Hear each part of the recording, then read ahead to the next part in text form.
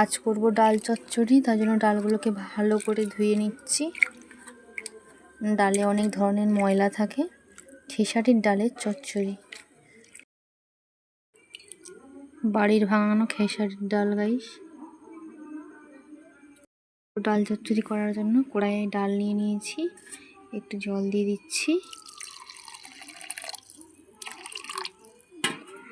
ডালের সাথে একটু জল দিচ্ছি, তো ডালটা সিদ্ধ করে নেব। তো এমনভাবে সিদ্ধ করব যেন ডালটা ভেঙে না যায় বেশি, যেন গোটা গোটা থাকে কিন্তু সিদ্ধ হয়।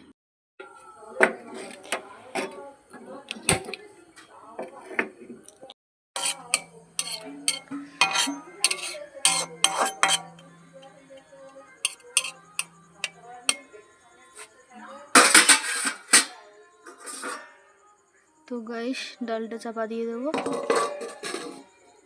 এখন আমার ডাল সিদ্ধ হয়ে গেছে, এবার নামিয়ে নেবো এই ডালগুলোকে। তো দেখাচ্ছি তারপরে কি করছি। তেল দিলাম, তেল দিয়ে লঙ্কা, শুকনো লঙ্কা দিলাম। শুকনো লঙ্কাগুলো ভালো করে ভেজে নেবো গ্যাসের ফ্লেমটা কমিয়ে।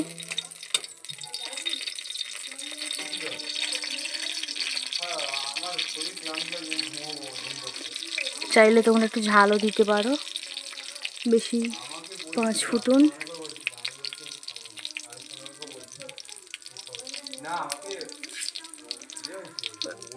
অল্প একটু হলুদ দিয়ে নাড়বো। গ্যাসের ফ্লেমটা যেন কমানোই থাকে গাইস। চাইলে তোমরা আদা দিতে পারো, লঙ্কা গুঁড়ো দিতে পারো ঝাল দেওয়ার জন্য। তো আমি ঝাল দেবো না বলে আদা লঙ্কা গুঁড়ো দিইনি। আমার লঙ্কা ভাজা হয়ে গেছে, ডালগুলো দিয়ে দেবো।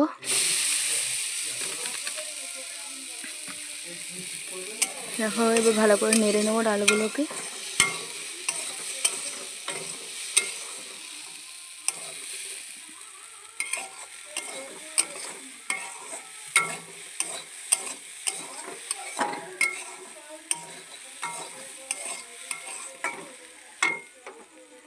গ্যাসের ফ্লেমটা মোটামুটি বাড়িয়ে রাখবেন, আবার খুব বেশি না, হালকা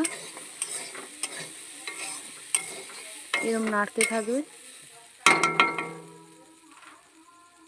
ঠিক আছে ডালে, এবার স্বাদ মতো একটু লবণ দিয়ে দেবো।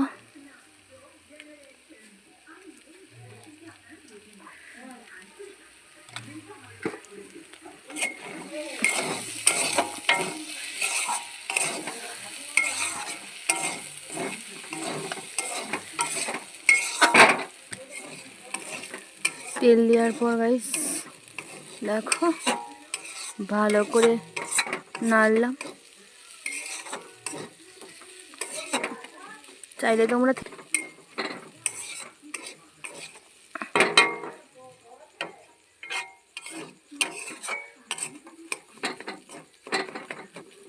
হ্যালো বন্ধুরা, তো আমার ডাল চচ্চড়ি রেডি।